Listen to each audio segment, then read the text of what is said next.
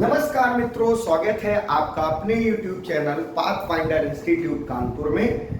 मैं योगेश राजपूत एक बार फिर से हाजिर हूं एक नए उत्साह और नए जोश के साथ। आइए उसी कड़ी को और आगे बढ़ाते हैं। हम लोग पढ़ रहे थे मैट्रिसेस, और मैट्रिसेस के अंतर्गत हमने बहुत सारे प्रकार जान लिए थे। आगे का जो टाइप आएगा उसके लिए आप लिखेंगे यूनिटरी मैट्रिक्स। Unitary matrix. अब ये यूनिटरी मैट्रिक्स क्या है? यूनिटरी मैट्रिक्स का मतलब है any matrix which holds the property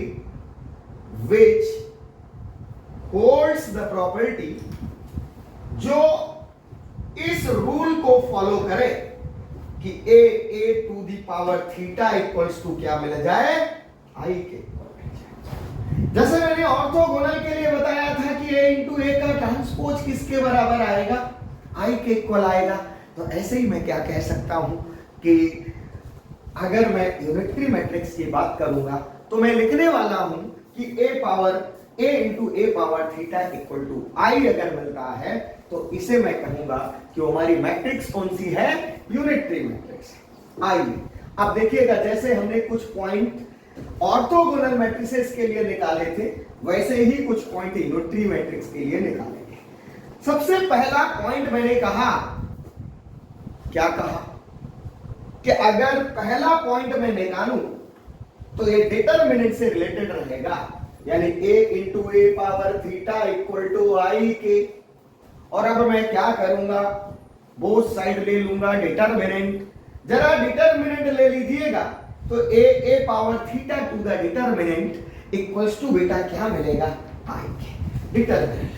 अब मैं इसे क्या लिखने वाला हूं, आप प्यार से बोलेंगे कि सर जी अगर दो मैट्रिसेस के प्रोडक्ट का डिटरमिनेंट निकाला जाता है तो उन मैट्रिसेस के प्रोडक्ट करने की जरूरत नहीं होती है, बल्कि जो डिटरमिनेंट आती है उन मैट्रिक्स के अलग अलग डिटरमिनेंट्स के प्रोडक्ट के इक्वल आती है। आपने अप्लाई कर दिया, मैंने कहा भैया अप्लाई कर दो।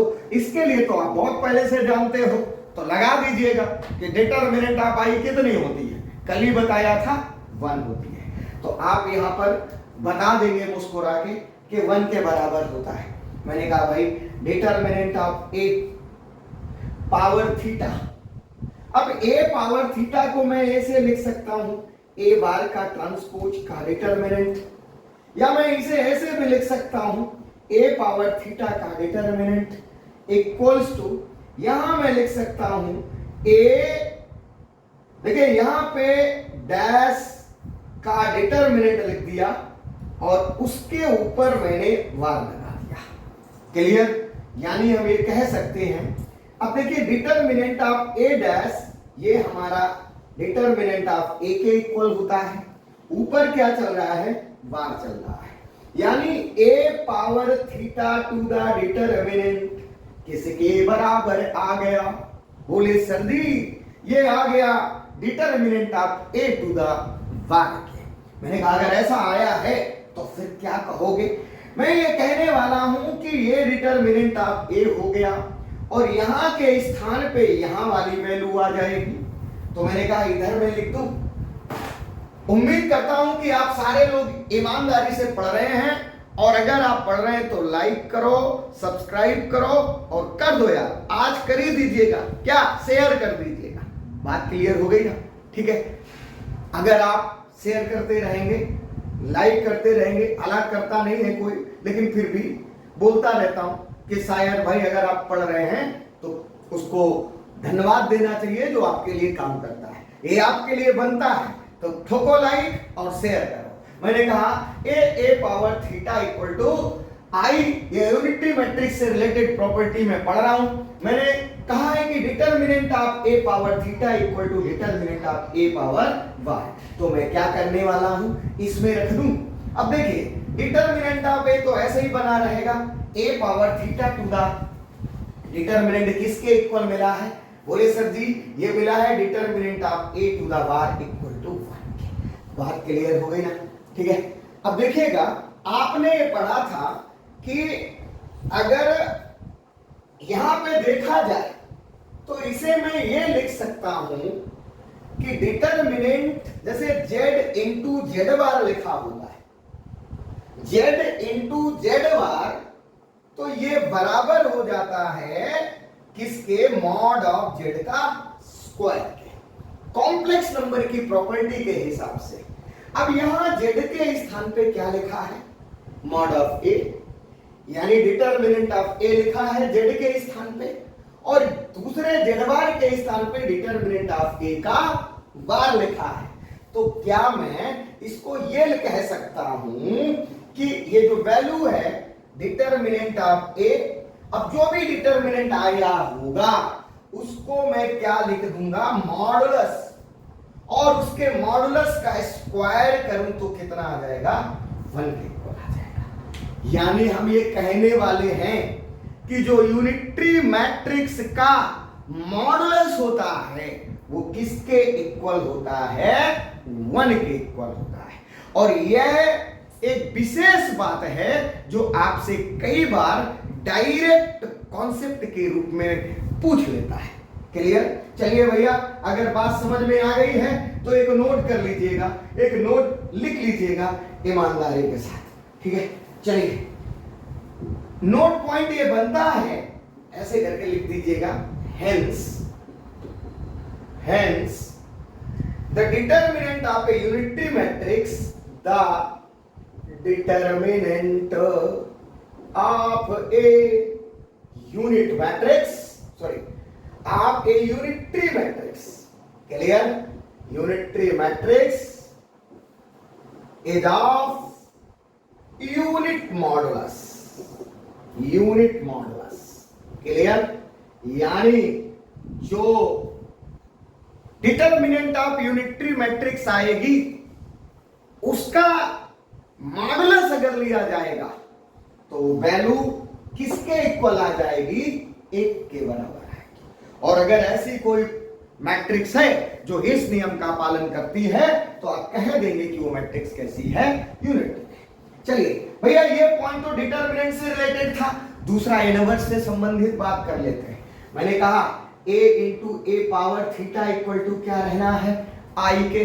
बोले सर जी यहां पे अगर मैं लिखूं तो a power theta I by a आ जाएगा, क्लियर? अगर मैं लिखूं तो a पावर थीटा आई बटे ए को मैं a इनवर्स लिख सकता हूं। यानी आपके पास रिजल्ट निकल के आ रहा है कि अगर कोई मैट्रिक्स यूनिटरी है तो उसका कॉन्जुगेट ट्रांसपोज ही उसके किसके बराबर होता है, इनवर्स के बराबर होता है। The inverse of the unitary matrix is always equal to conjugate transpose of it, clear? ये मैं कह सकता हूं। तो ये थी हमारी यूनिटरी मैट्रिक्स। उम्मीद करता हूं आपको समझ में आ रहा होगा, और नहीं समझ में आ रहा है तो वीडियो को बार बार देखो और स्लो मोशन में देखो, क्लियर? और फिर देखिएगा आपको सारी बातें समझ में आएंगी। हमें उम्मीद है कि आपको ये सारी बातें आती होंगी, इसीलिए तो पढ़ नहीं रहे, क्लियर? नहीं तो जिस स्तर से एग्जाम की डेट आने वाली है उस स्तर से लाइक और व्यूज की संख्या बढ़नी चाहिए, लेकिन ऐसा नहीं हो रहा है। इसका मतलब आप सुस्त पड़े हुए हैं, आपको लग रहा है मैं 10 दिन के अंतर्गत पढ़ लूंगा तो सब आ जाएगा। लिख के ले लो, पढ़ने के लिए आपको शुरू से पढ़ना चाहिए। सबसे पहला चरण कॉन्सेप्ट। जो लोग पढ़े लिखे हैं उनकी बात नहीं कर रहा हूं, जिन लोगों ने केवल इस उद्देश्य से फॉर्म डाला है कि भाई चलो इसकी वैकेंसी आ गई है, हमारा बीएड है तो चलो भाई डाल देते तो हमारा सिलेक्शन हो जाएगा, तो ऐसे कुछ नहीं होने वाला है, क्लियर? कंपटीशन बहुत ज्यादा होने वाला है, क्लियर? सीटें कम हैं, सभी को पता है। इसलिए आप ईमानदारी से पढ़ा करो और शेयर किया करो, सब्सक्राइब किया करो, हमारी दुआएं आपके साथ रहेंगी। चलिए, मैंने आपसे कहा नेक्स्ट लिखेंगे एक एग्जांपल, फॉर एग्जांपल कि किसी यूनिटरी मैट्रिक्स को कैसे प्रूव करें कि वो हमारी यूनिटरी मैट्रिक्स है। जैसे एक एग्जांपल लिया गया कि सो दैट, अब यहां तो मुझे शो करना है लेकिन वहां शो नहीं करना होगा, वहां टिक करना होगा। तो ये बात कैसे आपको शो करनी पड़ती है कि अगर कोई मैट्रिक्स हमें दी गई है तो वो वाली मैट्रिक्स हमारी यूनिटरी रहेगी, इसके लिए आपको क्या करना है? तो मैंने कहा सो दैट द मैट्रिक्स लिखते रहो और b इक्वल टू 1/√3 और इधर ये मैट्रिक्स हमारे पास है 1 1 प्लस i और यहां पे दिया गया 1 माइनस का i और यहां पे दिया गया माइनस का 1। आपको बताना क्या है? आपको बताना ये है कि ये वाली मैट्रिक्स कैसी है? यूनिटरी। कैसी है? यूनिटरी है। Clear? How can we find that the given matrix is unitary? कैसे ज्ञात कर सकते हैं कि भैया ये मैट्रिक्स यूनिटरी है? तो इसके लिए आप लिखते थे फॉर यूनिटरी मैट्रिक्स, मस्ती के साथ गाते हुए, गवाते हुए, पढ़ते हुए, पढ़ाते हुए। Unitary matrix, for unitary matrix आप लिखते हो b into b power theta बराबर आई आना चाहिए। वहां मैंने a लिया था, यहां मैंने b लिया है। b क्यों लिया है? क्योंकि यहां पे b दिया गया है। बात समझ आ गई ना? होने को कुछ भी हो सकता है भाई, आपको b से नहीं पढ़ती तो आप c बना दीजिएगा, तरीका यही रहेगा। चलिए, तो मैंने आपसे क्या कहा, अब मैं b हमें पता है, अब b पावर थीटा पहले निकाला जाए। तो b पावर थीटा का क्या मीनिंग है? बोले सर जी ये आपने बहुत पहले पढ़ाया था, b power theta equal to v bar का ट्रांसपोज। क्लियर? यानी सबसे पहले हमें क्या करना चाहिए? इस b का v बार निकालना चाहिए। तो 1/√3 तो ऐसे ही रहेगा और इसके अंतर्गत जो i आ रहा है उसके स्थान पे क्या मिल जाएगा? 1 i के स्थान पे माइनस i आएगा। आप सभी लोग समझदार हैं, बार निकाल रहे हैं, तो मैं यहां b बार लिख देता हूं।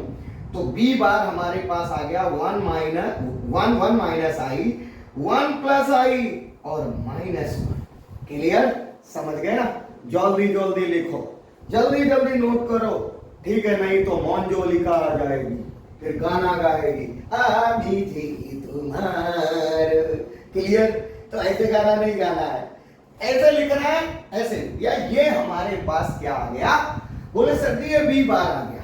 अभी इसका हमें क्या करना है? इधर देखिए, पूरे का मैं ऐसे करके लिख देता हूं। इसका क्या करना है? ट्रांसपोज करना है। तो ट्रांसपोज का क्या मीनिंग है? आप सभी लोग जानते हैं क्या? इसको मैं मिटा देता हूं। इसको मैंने मिटाया और लिख दिया क्या भैया? बोले सर जी ये 1/√3 आ गया। अब यहां देखिएगा, इसका ट्रांसपोज करना है तो 1/√3 का तो ट्रांसपोज होगा नहीं, दैट इज द स्केलर, तो वो हमेशा सेम रहता है। क्लियर? अब यहां पर क्या करोगे? यहां इसको रो और कॉलम में चेंज करोगे। तो ये 1, ये आया 1 प्लस i, ये बोले सर जी ये हमारे पास आया 1 माइनस i और इधर आ गया माइनस का। उम्मीद करता हूं हमारी बात आपको क्लियर हो रही होगी। क्लियर? अब मैं क्या करूंगा? बोले सर जी ये हमारा क्या आ गया? बताइए, ये b पावर थीटा आ गया। अब देखिएगा, हमें प्रूव करना है b into b power theta. Clear? ये i के इक्वल आना चाहिए। अब देखो बेटा, b का मान कितना है? बोले सर जी 1/√3 है और b की वैल्यू में ईमानदारी के साथ ऐसे लिख देता हूं। कैसे? 1 प्लस i और इधर कितना आया? 1 माइनस का i और इधर कितना आया? बोले माइनस का b कितना था? 1 plus i, 1 minus i, 1 minus i। Clear? अब जरा देखिएगा, b पावर थीटा आपने कितना निकाला है?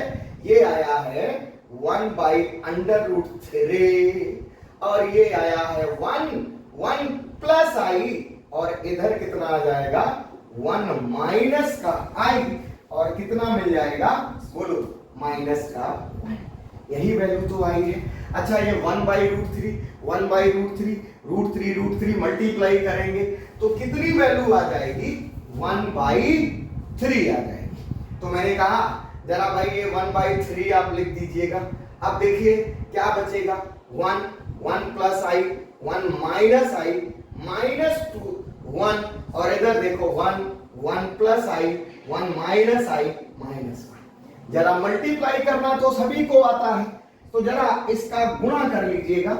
मैंने कहा भैया आप इसका मल्टीप्लाई करा दीजिएगा, ईमानदारी के साथ आप मल्टीप्लाई कराएंगे तो जरा करा दीजिएगा बेटा।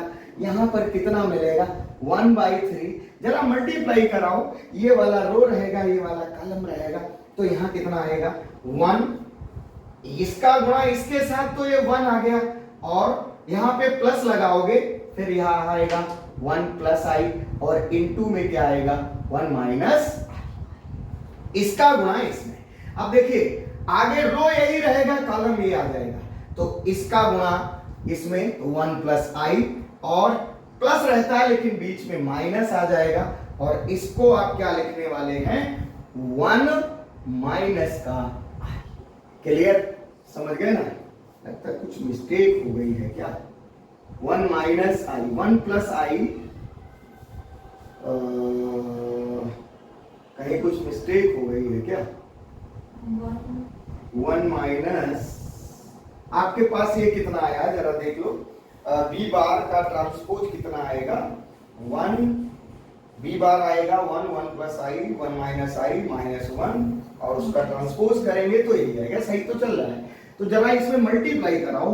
अब देखिएगा यहाँ पर ये आया 1, और ये 1 प्लस आई 1 माइनस आई, अब ये वाला रो ये वाला कॉलम, तो 1 प्लस आई और माइनस 1 प्लस आई। भैया ये प्लस का है, यही तो मैं सोच रहा था कि हाँ माइनस क्यों आ रहा है। सही है, आगे बढ़ते हैं। अब मैंने कहा ये वाला रो और ये वाला कॉलम, ये देखो कितना आएगा 1 माइनस आई आएगा, इसका इसमें मल्टीप्लाई बहुत होश हवास के साथ करिएगा अगर आप गुणा कर रहे हैं। तो मैंने कहा 1 माइनस आई ये आएगा, और माइनस के यहां पर कितना मिलेगा 1 माइनस आई आ जाएगा, है ना? बात समझ में आ गई? चलिए, मैंने कहा ये वाला रो चला, ये वाला कॉलम, तो ये आया 1 माइनस आई और माइनस 1 इंटू 1 माइनस आई, जो कि ये मिलेगा।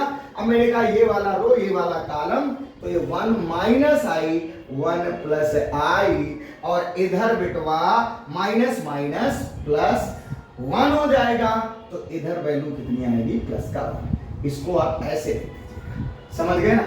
चलिए इसको सिंप्लीफाई करो, ये आएगा 1/3, ठीक है? अब देखिए यहां आएगा 1, बोले बेटा प्लस, अब यहां आएगा 1, और यहां देखो माइनस का a square minus b square लिख सकते हो, तो 1 माइनस आई स्क्वायर। अच्छा इसमें देखिए 1 प्लस आई माइनस 1 माइनस आई, ये आया 1 माइनस आई और माइनस 1 प्लस आई। जरा इसको देखो, a square minus b square that is 1 minus I square, और ये आ गया प्लस का 1। अभी आप देख पा रहे होंगे ये आई से आई खत्म, 1 से 1 खत्म, माइनस 1 से माइनस हो जाएगा, आई से आई खत्म, तो कितना बना 1/3। जरा देखो बेटा ये 1 प्लस 1, अब देखिए आई स्क्वायर का मान माइनस 1 होता है, तो ये हो जाएगा माइनस माइनस प्लस 1, और ये 0, ये 0, ये 1 प्लस 1 प्लस 1।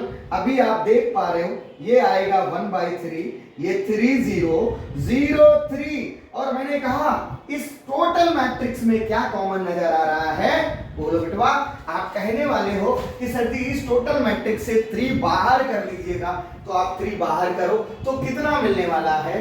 ये आएगा 3/3, इधर आएगा 1 0 0 1, ये 3 से 3 फिनिश हो जाएगा। बोलो बेटा कितना आ गया? बताइए 1 0 0, और ये किसका, ये जो मान होता है 1 0 0 1, ये किसकी वैल्यू है? आप कहने वाले हैं कि सर जी ये हमारा आई है, तो हमें यही तो चाहिए था। मैंने ये कहा आपने b power theta equal to क्या निकाल दिया है? आई के इक्वल निकाल दिया है। इसका मतलब क्या हो गया? ये हमारी मैट्रिक्स कैसी है?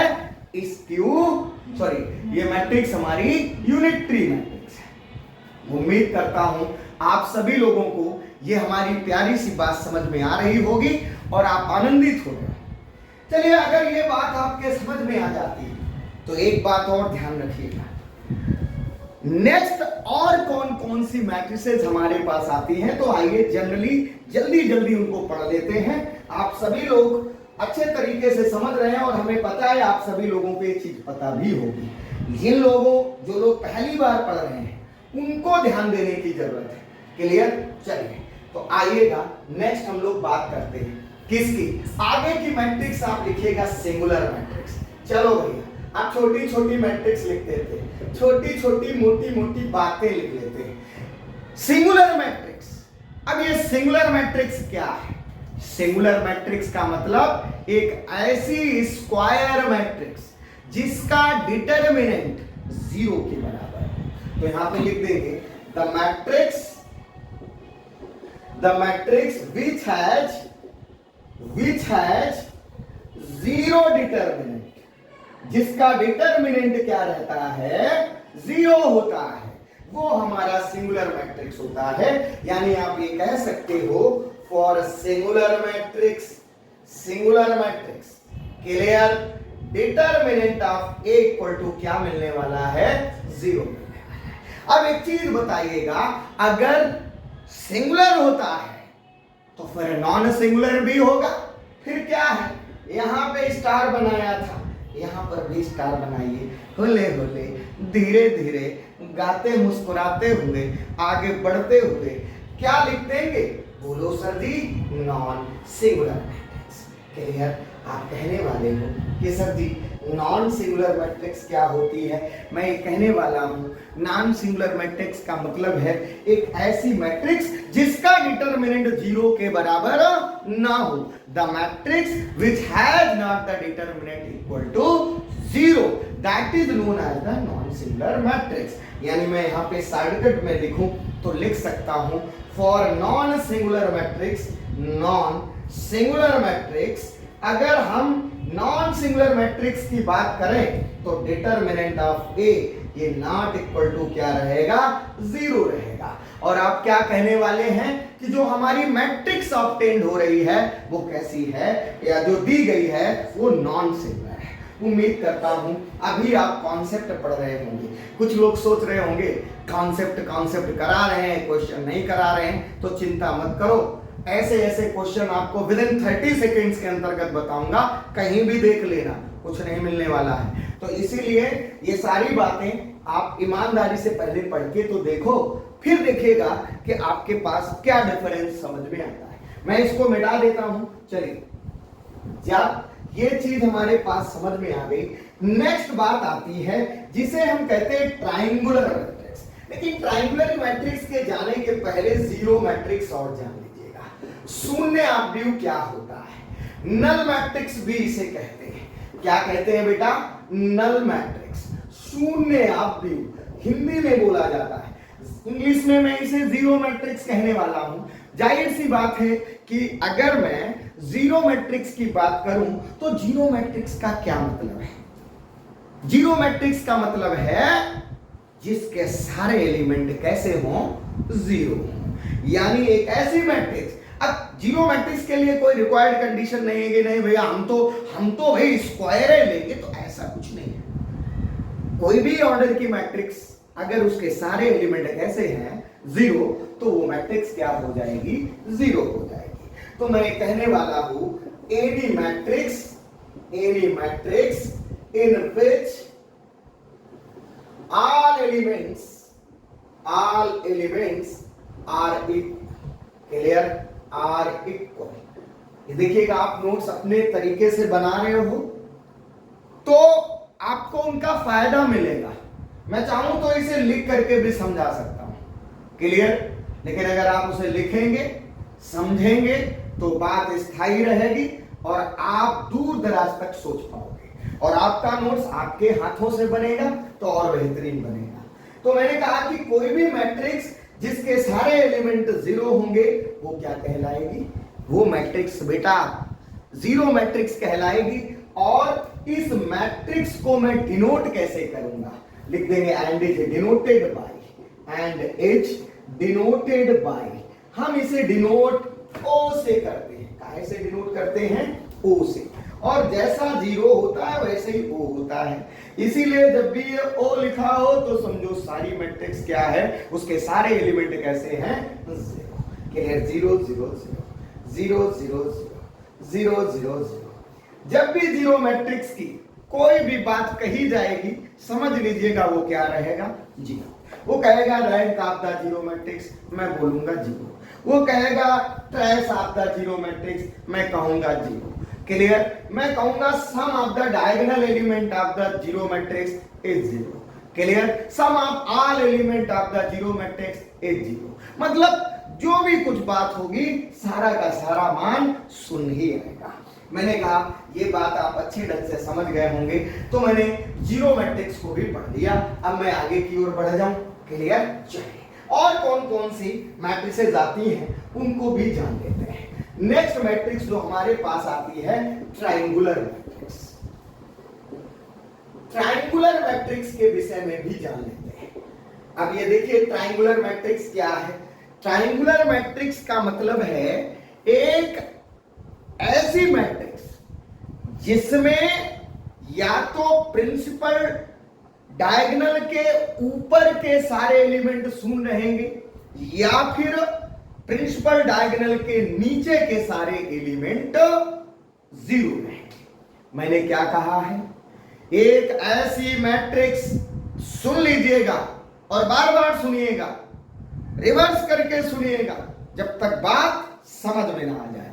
क्या मैंने कहा? एक ऐसी मैट्रिक्स जिसके मुख्य विकर्ण के, यानी पहली बात तो ये स्क्वायर रहेगी, तो एनी स्क्वायर मैट्रिक्स इन विच या तो मुख्य विकर्ण के ऊपर के सारे एलिमेंट जीरो हो जाएं और या फिर नीचे के सारे एलिमेंट जीरो हो जाएं, तो ऐसी मैट्रिक्स को क्या कहा जाता है?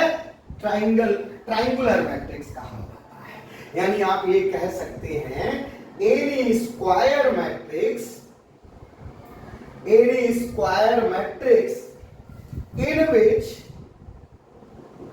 which either the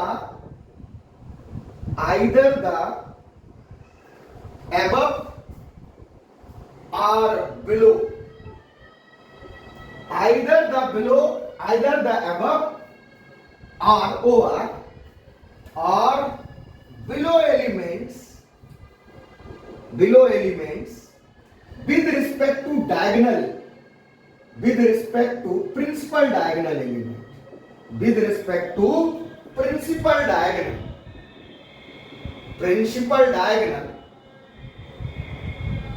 are zero।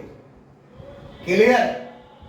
आपने क्या कहा कि any square matrix in which either the above or below elements with respect to principal diagonal, principal diagonal element, principal diagonal के सापेक्ष या तो ऊपर के या फिर नीचे के सारे एलिमेंट कैसे होते हैं? जीरो। तो उसे क्या कहा जाता है? ट्रायंगुलर मैट्रिक्स कहा जाता है। यहां पे लिख सकता हूं, ये दो प्रकार की होती हैं। मैं डायरेक्ट लिख देता हूं, these are of two type, ऐसे करके। क्लियर? ज्यादा डिस्कशन नहीं करेंगे क्योंकि आप जानते हो इनको। मैंने कहा these are of two type, पहला कौन सा है उसको लिख लेंगे। जो पहला था उसे मैंने कहा इसी ट्रायंगुलर मैट्रिक्स के अंतर्गत। क्या कहा? बोलो। मैंने ये कहा कि जो पहली मैट्रिक्स थी उसे बोला गया lower triangular matrix, lower triangular matrix. अब देखिए, अगर ट्रायंगल नीचे की ओर बनेगा तो लोअर, और नीचे की ओर तभी बनेगा जब ऊपर के सारे एलिमेंट कैसे होंगे? जीरो होंगे, मुख्य विकर्ण के सापेक्ष। तो आप कह सकते हो इसको मैं मिटा दूं। क्लियर?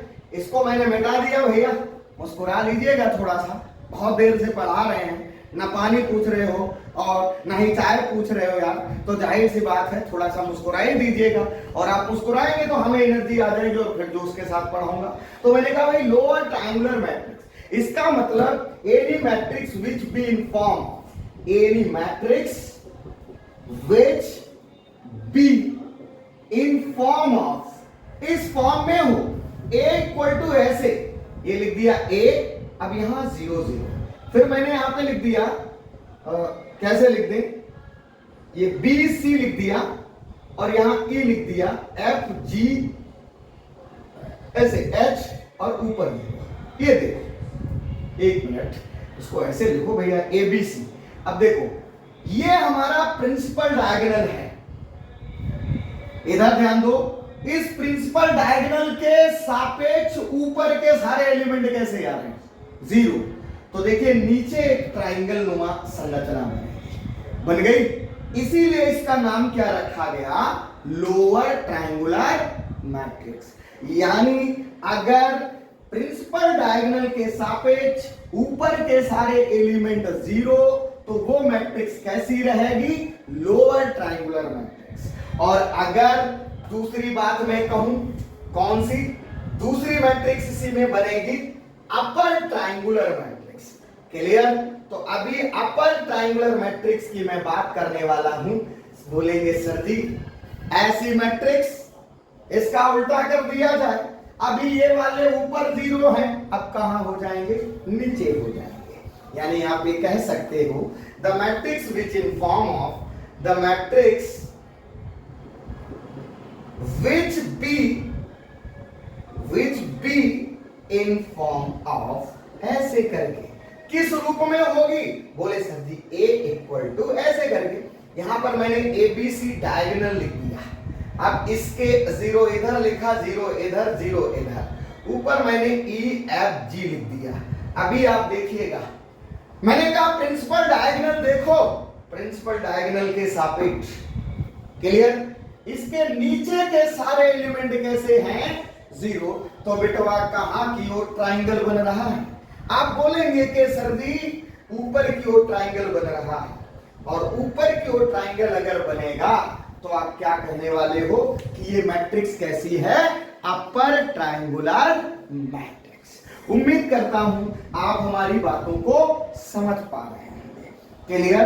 अब देखिएगा, मैंने ये कह दिया कि कोई ट्रायंगुलर मैट्रिक्स क्या थी, और वो ट्रायंगुलर मैट्रिक्स किन रूपों में मिली। आपने कहा लोअर ट्रायंगुलर मैट्रिक्स, आपने कहा अपर ट्रायंगुलर मैट्रिक्स, और इनका एक विशेष इस्तेमाल जब मैं रैंक ऑफ द मैट्रिक्स पढ़ाऊंगा उनमें करूंगा, तो इसलिए आप इन्हें थोड़ा सा अच्छे ढंग से आप समझ लीजिएगा।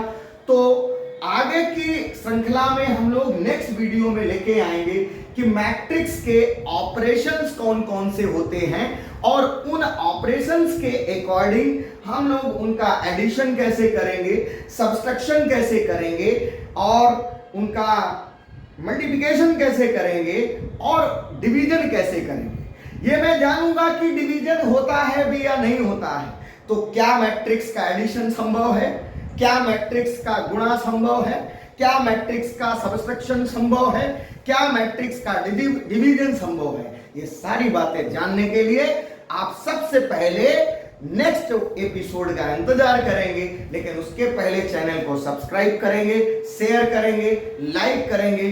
कोई दिक्कत है तो आप उसके लिए कमेंट करेंगे। अगर ऐसा करते हैं तो आपका बहुत बहुत धन्यवाद, और भगवान करे हमारी दुआ लगे कि वो पहले आप हूं जिसका सिलेक्शन इस वाली TGT PGT में हो जाए। Thank you so much, bye bye, फिर मिलेंगे।